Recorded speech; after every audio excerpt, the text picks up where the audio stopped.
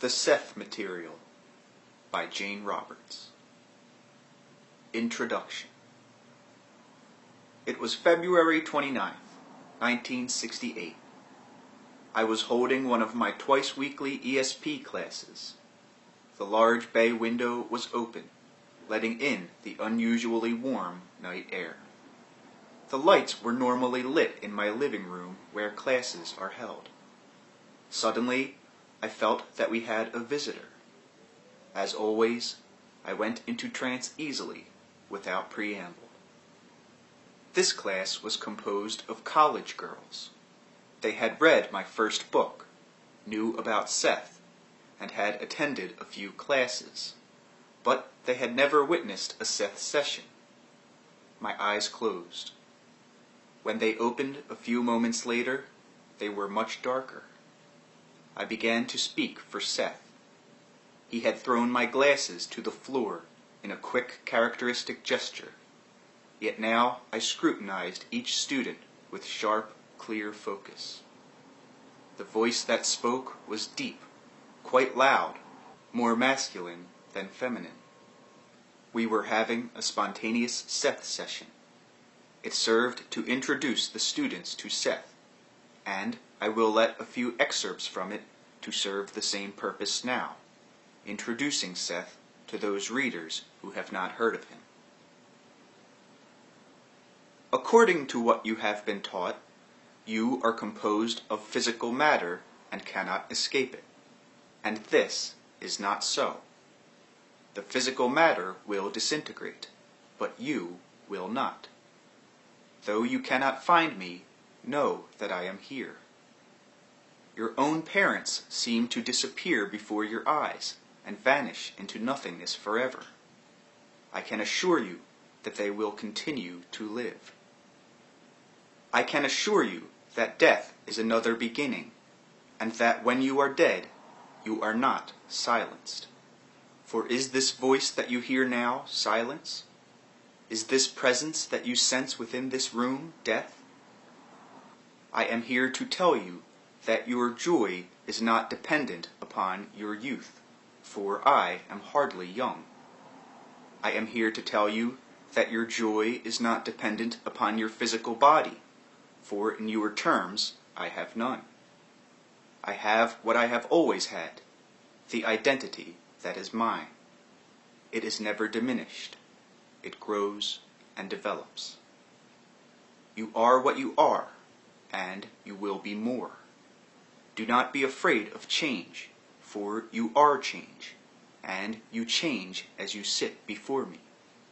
All action is change, for otherwise there would be a static universe, and then indeed death would be the end. What I am is also what you are, individualized consciousness. Change with the seasons, for you are more than the seasons. You form the seasons. They are the reflections of your inner psychic climate. I came for one purpose this evening, so that you could sense my vitality, and sensing it, know that I speak to you from dimensions beyond those with which you are acquainted. The grave is not the end, for such a noisy one as I never spoke with the lips of death. I am in this room, although there is no object within which you can place me. You are as disembodied as I. You have a vehicle to use, a body that you call your own, and that is all. I borrow Rupert's with his consent, but what I am is not dependent upon atoms and molecules, and what you are is not dependent upon physical matter either. You have lived before and will live again, and when you are done with physical existence, you will still live. I come here as though I appeared through a hole in space and time.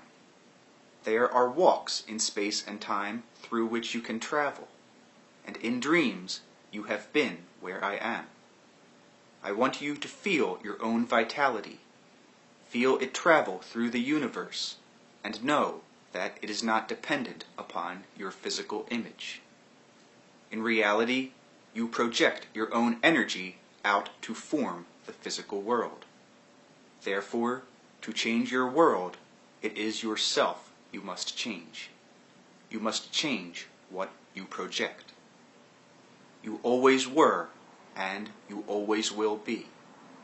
This is the meaning of existence and joy. The God that is within you, for you are a part of all that is. Seth spoke through me for over 2 hours, so quickly that the students had trouble taking notes. His joy and vitality were obvious. The personality was not mine.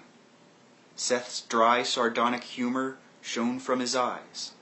The muscles of my face rearranged themselves into different patterns.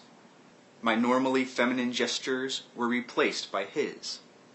Seth was enjoying himself in the guise of an old man, shrewd, lively, quite human.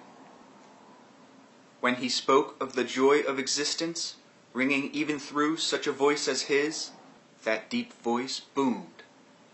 Later, one of the students, Carol, told me that although she knew the words were coming from my mouth, still she felt that they were coming from all over, from the walls themselves. During a break, Carol read the notes that she had taken. Suddenly, without transition, I was Seth again, leaning forward, joking. If you are to be my stenographer, you must do better than that. You are a mad scribbler. Then a give-and-take period began, in which Seth corrected Carol's notes as she read them, added several remarks to clear certain sentences, and bantered back and forth with her. The students asked questions, and Seth answered them. This was a very simple session. Seth addressed himself to the students for the first time, yet he touched upon several issues that appear often in the Seth material. The personality is multidimensional. The individual is basically free of space and time. The fate of each of us is in our own hands. Problems not faced in this life will be faced in another. We cannot blame God, society, or our parents for misfortunes, since before this physical life we chose the circumstances into which we would be born, and the challenges that could best bring about our development. We form physical matter as effortlessly and unself-consciously as we breathe. Telepathically, we are all aware of the mass ideas from which we form our overall conception of physical reality. As of December 1969, my husband, Rob, and I have held over 500 Seth sessions over a period of 5 years. My first book in this field, How to Develop Your ESP Power, briefly explained the circumstances leading to my interest in ESP and the experiments that led to my introduction to Seth.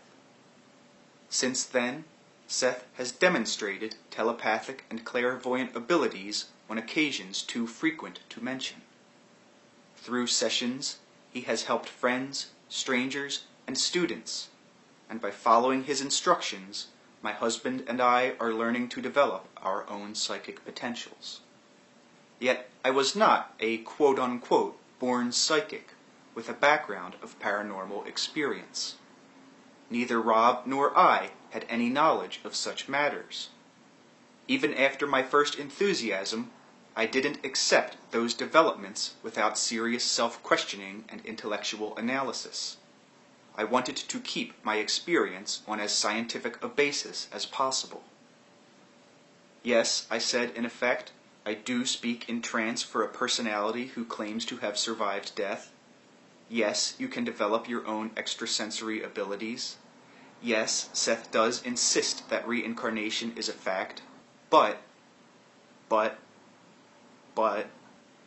I found the ideas presented in the Seth material fascinating, but I was not about to accept them as the same kind of solid fact with which I accepted, say, the bacon I eat for breakfast. Now I know they are far more important. To me, it was tantamount to intellectual suicide to even admit the possibility that Seth actually was a personality who had survived death. Nowhere in my first book did I say that I thought Seth was exactly what he said he was, an energy personality essence no longer focused in physical reality. Instead, I studied the various explanations for such personalities given by psychologists and parapsychologists on the one hand, and by spiritualists on the other. Nowhere did I find an explanation as logical and consistent as that given in the Seth material itself.